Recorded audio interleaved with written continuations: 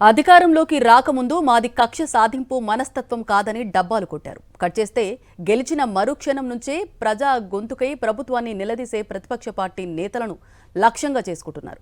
తమ తప్పులను నిలదీసిన బాధితులకు అండగా నిలిచినా తట్టుకోలేకపోతున్నారు. ఒకదాని వెంట మరొకటి తప్పుడు కేసులు పెడుతూ ఎలాగైనా భయపెట్టాలని తీవ్రంగా ప్రయత్నిస్తున్నారు. కృష్ణా జిల్లా వైఎస్ఆర్సీపీ అధ్యక్షుడు మాజీ మంత్రి పేర్ని నాని కుటుంబంపై కూటమి ప్రభుత్వ కక్ష సాధింపుపై సాక్షి టీవీ కథనం. రాష్ట్రంలో చంద్రబాబు రెడ్ బుక్ రాజ్యాంగం రోజురోజుకి శృతిమించిపోతోంది.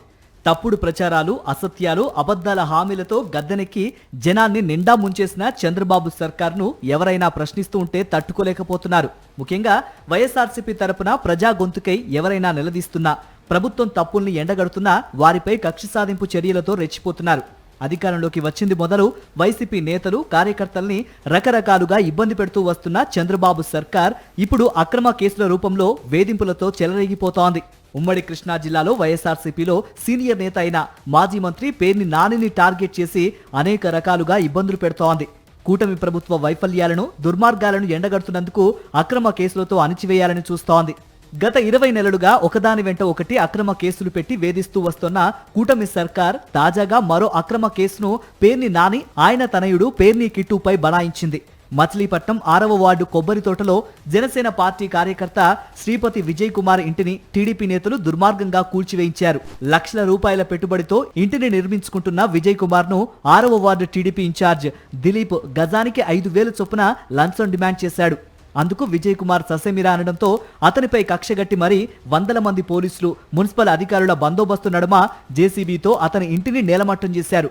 ఈ విషయం తెలుసుకున్న మచిలీపట్నం వైఎస్ఆర్సీపీ ఇన్ఛార్జ్ పేర్ని కిట్టు, మాజీ మంత్రి పేర్ని నాని అక్రమంగా కూల్చివేసిన ఇంటిని పరిశీలించి బాధితుల్ని పరామర్శించేందుకు వెళ్లారు. కూటమి నేతల కనుసన్నల్లో పనిచేస్తున్న ఇనుకుదురు సీఐ పరమేశ్వర్ టీడీపీ కార్యకర్తలా మారి తన స్వామి భక్తిని చాటుకున్నాడు. పేర్ని కిట్టును అడ్డుకోవడంతో పాటు దుర్భాషలతో రెచ్చిపోయాడు. ఓ సీఐ స్థాయి పోలీసు అధికారి రాజకీయ పార్టీ కార్యకర్తలా వ్యవహరించడంతో పేర్ని కిట్టు, పేర్ని నానితో పాటు వైఎస్ఆర్సీపీ నేతలు ఆగ్రహం వ్యక్తం చేశారు. విజయ్ కుమార్ ఇంటిని దుర్మార్గంగా కూల్చివేయటాన్ని తీవ్రంగా ఖండించారు. ఈ రాజకీయ నాయకులు మీరు వాళ్ళకు లొంగిపోయి మీ ఇష్టం వచ్చినట్టు చేస్తే ఈ ప్రజలు తిరగబడతారు, ఖచ్చితంగా గొడవలు అవుతాయి. ఆ గొడవలకు బాధ్యులు మీరవుతారు తప్ప ప్రజలు ఎవరు? ప్రజల్ని మీరు ప్రజల్ని కాపాడాల్సిన పోలీసు ఇటువంటి పని చేయడం దుర్మార్గం. ఖచ్చితంగా ఈ చర్యను ఖండిస్తున్నాం. పేర్ని కిట్టు అమ్మట ఈ పార్లమెంట్ నియోజకవర్గం కాదు, రాష్ట్రం అంతా ఖచ్చితంగా వైఎస్ఆర్సీపీ దీని తరపున, కిట్టు తరపున, ఆ న్యాయం అడగడానికి వెళ్ళిన కిట్టు తరపున ఖచ్చితంగా మేము అందరం ఉంటాం. మా ప్రభుత్వం ఉన్నారు కదా, మరి మా జగన్మోహన్ రెడ్డి గారి ప్రభుత్వంలో గడిచిన 5 ఏళ్లలో ఏ పేదవాడి ఇల్లు అయినా సరే కూల్చిన సంఘటన ఉందా? మరి పోలీసులు అంటున్నారు మీ ప్రభుత్వంలో మీరు చెప్తే మేము చేసాం, ఇప్పుడు వాళ్ళు చెప్తే చేస్తామని. మరి అప్పుడు ఉన్నటువంటి మా మాజీ మంత్రివర్యులు నాని గారు ఏ ఒక్క ఇల్లైనా సరే నేను కూల్చానో చూపించమని నిన్న కూడా ఆయన ఛాలెంజ్ చేశారు. పోలీసులు కావచ్చు, లేకపోతే మున్సిపాలిటీ వారు కావచ్చు, మీరు ఏదైనా ఒకటన్నా మీరు చూపించగలరా? ఇదిలా ఉంటే కాకి దుస్తుల్లో పొలిటికల్ పార్టీ కార్యకర్త మాదిరిగా సీఐ రెచ్చిపోయినా చూస్తూ ఆనందించిన జిల్లా పోలీసు సంఘం సభ్యులు వెంటనే రంగంలోకి దిగిపోయారు. మా పోలీసులనే మీరు దూషిస్తారా? మీ రాజకీయ ఎదుగుదల కోసం పోలీసులను బెదిరిస్తారా అంటూ ఆవేశంతో ఊగిపోయారు. ఓ పోలీసు అధికారిని నువ్వు అని సంబోధిస్తారా అంటూ జిల్లా పోలీసు సంఘం అధ్యక్షుడు జైపాల్ నోటుకొచ్చినట్లు దుర్భాషలాడిన సీఐ పరమేశ్వర్ని సమర్థిస్తూ పేర్ని కిట్టు, పేర్ని నానిలను విమర్శిస్తూ ప్రెస్ మీట్ పెట్టారు. అంతటితో ఆగకుండా కూటమి సర్కార్ పేర్ని నాని కుటుంబంపై కక్షగట్టింది. తమ కడుపు మంట చలార్చుకోవడానికి పోలీసుల సంఘం ప్రెస్ మీట్ పెట్టిన గంటల వ్యవధిలోనే సీఐ పరమేశ్వర్ చేత ఫిర్యాదు చేయించారు. సీఐ ఫిర్యాదు మేరకు పేర్ని కిట్టుపై పలు సెక్షన్ల కింద చిలకలపూడి పోలీస్ స్టేషన్లో కేసు నమోదు చేశారు. విధుల్లో ఉన్న పోలీసులకు ఆటంకం కలిగించడంతో పాటు దుర్భాషలాడారంటూ పేర్ని కిట్టుపై కేసు నమోదు చేశారు. మరోవైపు అర్ధరాత్రి వరకు తర్జన భర్జనలు పడిన పోలీసులు జిల్లా పోలీసు సంఘం అధ్యక్షుడు జైపాల్ పేరుతో మరో ఫిర్యాదు చేయించారు. పోలీసులను బెదిరించడంతో పాటు బాడీ షేమింగ్ చేశారంటూ జైపాల్ ఇచ్చిన ఫిర్యాదు మేరకు చిలకలపూడి పోలీసులు పేర్ని నానిపైన పలు సెక్షన్ల కింద కేసు నమోదు చేశారు. పేర్ని నాని, పేర్ని కిట్టులపై అక్రమ కేసులు పెట్టి వేధించాలని చూడటాన్ని వైఎస్ఆర్సీపీ తీవ్రంగా ఖండించింది. కృష్ణా జిల్లా వైఎస్ఆర్సీపీ నేతలు కూటమి సర్కారుతో పాటు పోలీసుల తీరుపై ఆగ్రహం వ్యక్తం చేశారు.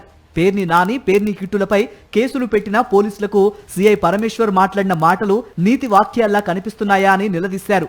ఏం పీక్కుంటారో పీక్కోండంటూ ఓ సీఐ నోటికొచ్చినట్లు దూషిస్తూ రెచ్చగొట్టడం సరైందేనా? తమ నేతలపై కేసులు పెట్టిన పోలీసులు సీఐపై ఎందుకు చర్యలు తీసుకోలేదని ప్రశ్నించారు. తప్పుడు కేసులకు తాము భయపడేది లేదని, పేర్ని నాని కుటుంబానికి వైఎస్ఆర్సీపీ అండగా ఉంటుందని స్పష్టం చేశారు. మరో ప్రెస్ మీట్ పెట్టి మరీ తనపై రెచ్చిపోయిన జిల్లా పోలీసు సంఘం అధ్యక్షుడు జైపాల్ కు పేర్ని నాని స్ట్రాంగ్ కౌంటర్ ఇచ్చారు.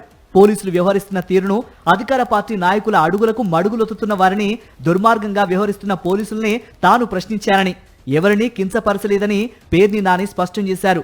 ఒకరి మెప్పు కోసం, రాజకీయంగా ఎదగడం కోసం తాపత్రయపడాల్సిన అవసరం తనకు లేదని, ఆ విషయం జైపాల్ తెలుసుకుంటే మంచిదని సూచించారు.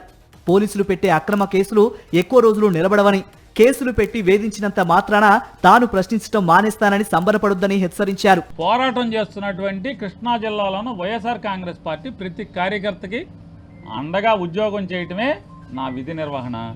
దానిలో భాగంగా ఆ దోపిడీదారులకు ఎవరెవరైతే కొమ్ము కాస్తుంటారో వాళ్ళని కూడా గట్టిగా నిలదీయటం అనేది నా ఉద్యోగ ధర్మం, నేను చేయాల్సినటువంటి విధి. దానిలో భాగమే నువ్వు నన్ను పబ్లిసిటీ అనుకున్నా సార్, జైపాల్ సార్, మీరు నన్ను దాన్ని పబ్లిసిటీ అనుకున్నా, నా రాజకీయ ఎదుగుదల అనుకున్నా, ఏమనుకున్నా నిలదీయటం మాత్రం ఆగదు జైపాల్ గారు. మొత్తం మీద కూటమిలో భాగస్వామ్య పార్టీ అయిన జనసేన కార్యకర్త ఇంటినే టీడీపీ నేతలు కూల్చివేయించారు. అది కూడా తమకు లంచం ఇవ్వలేదన్న కారణంతోనే మంత్రి కొల్లు రవీంద్ర అనుచరుడు ఈ అరాచకానికి పాల్పడ్డాడు. టీడీపీ కార్యకర్త సేవలో తరించి జనసేన కార్యకర్త ఇల్లు కూల్చేసిన పోలీసులు, మున్సిపల్ అధికారులు చివరికి బాధితుని పరామర్శించిన వైఎస్ఆర్సీపీ నేతలపై అక్రమ కేసులు బనాయించారు.